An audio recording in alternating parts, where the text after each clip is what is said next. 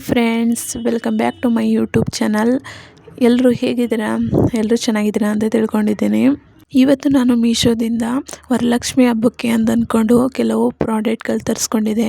ಅದು ಹೇಗಿರುತ್ತೆ ಅಂತ ಅಂದ್ಕೊಂಡು ನಿಮಗೆ ತೋರಿಸ್ತಿದ್ದೀನಿ. ಫಸ್ಟ್ ಒಂದು ಬಂದು ಲಕ್ಷ್ಮಿ ಮಕೋಡ. ವರಲಕ್ಷ್ಮಿ ಹಬ್ಬದಲ್ಲಿ ಕಳಶಕ್ಕೆ ಲಕ್ಷ್ಮಿ ಮಕೋಡ ಹಾಕೋಣ ಅಂತ ಅಂದ್ಕೊಂಡು ತರಿಸ್ಕೊಂಡಿದ್ದೀನಿ. ತುಂಬಾ ಚೆನ್ನಾಗಿದೆ, ನೋಡೋಕ್ಕಂತೂ ಬೆಳ್ಳಿ ಥರನೇ ಕಾಣ್ತಾ ಇದೆ. ಈ ವರಲಕ್ಷ್ಮಿ ಹಬ್ಬ ಹತ್ರ ಬಂತು ಅಂತಂದರೆ ಹೊರಗಡೆ ತಗೊಳಕ್ಕೆ ಹೋಗ್ತೀವಿ ಅಂತಂದರೆ ತುಂಬಾ ರೇಟ್ ಜಾಸ್ತಿ ಹೇಳ್ತಾರೆ. ಇರೋ ರೇಟ್ಗಿಂತ ಒಂದು ಸ್ವಲ್ಪ ಜಾಸ್ತಿ ಹೇಳ್ತಾರೆ. ಆದರೆ ಮೀಶೋದಲ್ಲಿ ತುಂಬಾ ಲೋ ಬಜೆಟಲ್ಲೇ ಸಿಗ್ತಾಯಿದೆ, ತುಂಬ ಚೆನ್ನಾಗಿದೆ. ಇದಂತೂ ಒನ್ ಟೈಮ್ ಇನ್ವೆಸ್ಟ್ಮೆಂಟ್ ಅಂತಲೇ ಹೇಳ್ಬೋದು. ಒಂದು ಸಲ ತಗೊಂಡ್ರಂತೂ ಪ್ರತಿ ವರ್ಷವೂ ಇದನ್ನೇ ಯೂಸ್ ಮಾಡ್ಕೋಬೋದು. ಸೆಕೆಂಡ್ ಒನ್ ಪ್ರಾಡಕ್ಟ್ ಬಂದು ವರಲಕ್ಷ್ಮಿ ಹಬ್ಬದಲ್ಲಿ ಹೂವು ಮತ್ತು ಬಳೆಗಳು ಹಾಕೋಕ್ಕೆ ತುಂಬಾ ಕಷ್ಟ ಆಗುತ್ತೆ ಅಲ್ವಾ. ಆದರೆ ಈ ರೀತಿಯಾದ ಒಂದು ಪ್ರಾಡಕ್ಟ್ ಇದ್ರಂತೂ ತುಂಬಾ ಈಸಿಯಾಗಿ ಹಾಕೋಬೋದು. ಹಬ್ಬದಲ್ಲಿ ಕಳಶ ಕುಣಿಸಿರ್ತೀವಲ್ಲ, ಅದಕ್ಕೆ ಈ ರೀತಿಯಾದ ಹೋಲ್ ರೀತಿ ಇರೋದನ್ನ ಹಾಕಿದ್ರೆ ಆ ಕಡೆ ಈ ಕಡೆ ಈ ರೀತಿ 3 ಸ್ಟಿಕ್ ರೀತಿ ಇರುತ್ತೆ ಆ ಕಡೆ ಈ ಕಡೆ. ಅದರಲ್ಲಿ ನಾವು ಹೂಗಳು ಮತ್ತು ಬಳೆಗಳು ಎಲ್ಲನೂ ಆರಾಮಾಗಿ ಹಾಕೋಬೋದು. ತುಂಬಾ ನೀಟಾಗಿ ಕುಂತ್ಕೊತ್ತೆ, ತುಂಬಾ ಚೆನ್ನಾಗಿದೆ. ಇದೂ ಕೂಡ ಅಷ್ಟೇ, ಒನ್ ಟೈಮ್ ಇನ್ವೆಸ್ಟ್ಮೆಂಟ್ ಅಷ್ಟೇ. ಒಂದು ಸಲ ತಗೊಂಡ್ರಂತೂ ವರ್ಷ ಇದನ್ನೇ ಯೂಸ್ ಮಾಡ್ಬೋದು. ಇದು ಕಬ್ಬಿಣಾಗಿರುತ್ತೆ. ಕಬ್ಬಿಣಕ್ಕೆ ಈ ಥರ ಗೋಲ್ಡ್ ಕಲರ್ಲಿ ಪೇಂಟ್ ಮಾಡಿದ್ದಾರೆ. ಮೂರನೇ ಪ್ರಾಡಕ್ಟ್ ಬಂದು ಇದೂ ಕೂಡ ಅಷ್ಟೇ, ವರಲಕ್ಷ್ಮಿ ಹಬ್ಬದಲ್ಲಿ ತುಂಬಾ ಯೂಸ್ಫುಲ್ ಅಂತಲೇ ಹೇಳ್ಬೋದು. ಯಾಕೆಂದರೆ ವರಲಕ್ಷ್ಮಿ ಹಬ್ಬದಲ್ಲಿ ಬಾಳೆದಂಡ ಆ ಕಡೆ ಈ ಕಡೆ ನೀವು ಎಲ್ಲಿಗಾದರೂ ಕಟ್ಟಬೇಕಂದ್ರೆ ತುಂಬಾ ಎಲ್ಲಿ ಕಟ್ಟೋದು ಏನು ಅನ್ನೋದು ಒಂದಿದ್ದೇ ಇರುತ್ತೆ. ಆದರೆ ಇದೊಂದು ಪ್ರಾಡಕ್ಟ್ ಇದ್ರಂತೂ ತುಂಬಾ ಆರಾಮಾಗಿ ಆ ಕಡೆ ಈ ಕಡೆ ಬಾಳೆದಂಡ ಹಾಕ್ಬೋದು. ಹೇಗೆ ಅಂದರೆ ನೋಡಿ, ಈ ಪ್ರಾಡಕ್ಟ್ ಈಗ ಕೊಟ್ಟಿದ್ದಾರೆ. ಇದರಲ್ಲಿ ಮಧ್ಯ ಈ ರೀತಿ ಚೂಪಾದ ಮೊಳೆ ರೀತಿ ಐತೆ. ಇದಕ್ಕೆ ನಾವು ಬಾಳೆದಂಡನ್ನ ಚುಚ್ಚಿ ನಿಲ್ಲಿಸಿದ್ರಂತೂ ತುಂಬಾ ಚೆನ್ನಾಗಿ ನಿಂತ್ಕೊಳ್ಳುತ್ತೆ. ಇದನ್ನು ಯೂಸ್ ಮಾಡಿ ಬಾಳೆದಂಡ ನಿಲ್ಲಿಸಿರೋದು ಒಂದು ಪಿಕ್ ಹಾಕ್ತೀನಿ, ಮೇಲ್ಗಡೆ ನೋಡ್ಬೋದು. ಇದೂ ಕೂಡ ಅಷ್ಟೇ, ಒನ್ ಟೈಮ್ ಇನ್ವೆಸ್ಟ್ಮೆಂಟ್ ಅಷ್ಟೇ. ತುಂಬಾ ಚೆನ್ನಾಗಿದೆ. ನಾಲ್ಕನೇ ಪ್ರಾಡಕ್ಟ್ ಬಂದು ವರಲಕ್ಷ್ಮಿ ಹಬ್ಬದಲ್ಲಂತೂ ಈ ರೀತಿಯಾದ ಬ್ಯಾಕ್ಗ್ರೌಂಡ್ ತುಂಬಾ ಮುಖ್ಯ. ತುಂಬಾ ಚೆನ್ನಾಗಿ ಕಾಣುತ್ತೆ ಈ ರೀತಿಯಾದ ಬ್ಯಾಕ್ಗ್ರೌಂಡ್ ಹಾಕಿದ್ರಂತೂ. ಇದನ್ನು ವರಲಕ್ಷ್ಮಿ ಹಬ್ಬ ಅಂತ ಅಂದ್ಕೊಂಡಲ್ಲ, ಈ ಬೇರೆ ಯಾವ್ದಾದ್ರು ಫಂಕ್ಷನ್ಗಳು ಕೂಡ ಇದನ್ನು ಯೂಸ್ ಮಾಡ್ಕೋಬೋದು. ಇದನ್ನು ಓಪನ್ ಮಾಡುವಾಗ ಇದೇನಪ್ಪ ಇದು ಈ ಕಲರ್ಲೈತೆ, ನಾನು ಬುಕ್ ಮಾಡಿದ್ದೆ ಬೇರೆ ಕಲರು, ಇಲ್ಲಿ ಬಂದಿರೋದೇ ಒಂಥರ ಆಯ್ತಲ್ಲ ಅಂತ ಅಂದ್ಕೊಂಡೆ. ಅಂದರೆ ಇದನ್ನು ಉಲ್ಟಾ ಮಾಡಿಸಿ ಪ್ಯಾಕಿಂಗ್ ಮಾಡಿ ಕಳಿಸಿದ್ದಾರೆ. ಒಳಗಡೆ ಓಪನ್ ಮಾಡಿದ್ರೆ ಈ ರೀತಿ ಕಾಣುತ್ತೆ. ವರಲಕ್ಷ್ಮಿ ಹಬ್ಬಕ್ಕಂತೂ ಈ ರೀತಿಯಾದ ಬ್ಯಾಕ್ಗ್ರೌಂಡ್ ಹಾಕಿದ್ರಂತೂ ಒಂದು ಲುಕ್ಕೇ ಚೇಂಜ್ ಆಗೋಯ್ತೆ. ತುಂಬಾ ಚೆನ್ನಾಗಿ ಕಾಣುತ್ತೆ. ತುಂಬ ಅಗಲವಾಗಿ ಕೊಟ್ಟಿದ್ದಾರೆ, ದೊಡ್ಡದಾಗೈತೆ.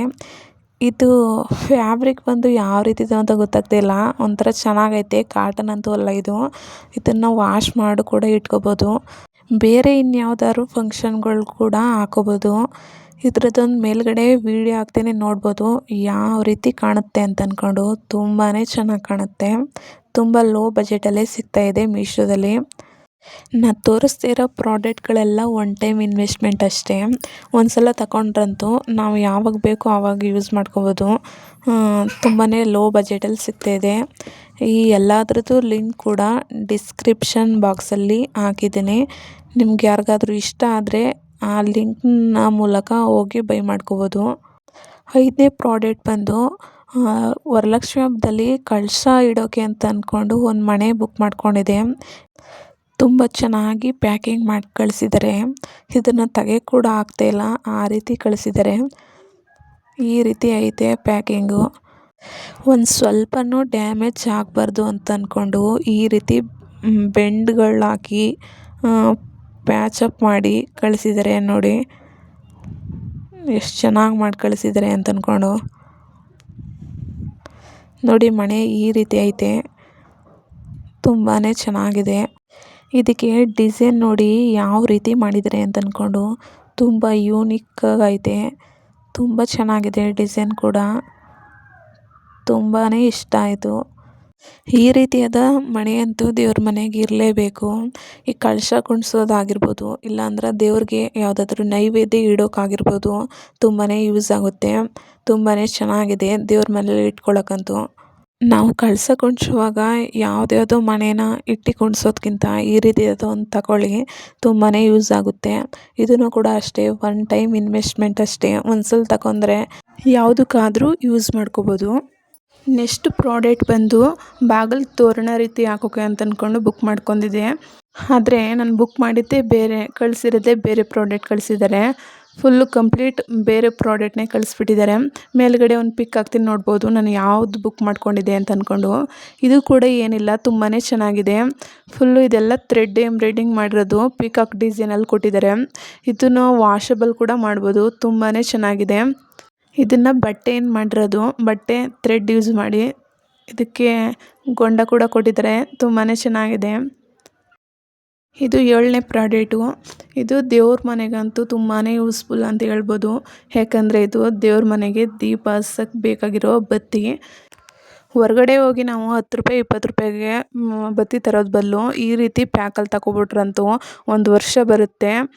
ಇದು 2 ಪ್ಯಾಕಿಂಗಲ್ಲಿ ಬರುತ್ತೆ. 1 ಪ್ಯಾಕಿಂಗಲ್ಲಿ 2100 ಬತ್ತಿಗಳಿರುತ್ತೆ. ಟೋಟಲು 2 ಪ್ಯಾಕಿಂಗಿಂದ 4200 ಬತ್ತಿಗಳು ಬರುತ್ತೆ.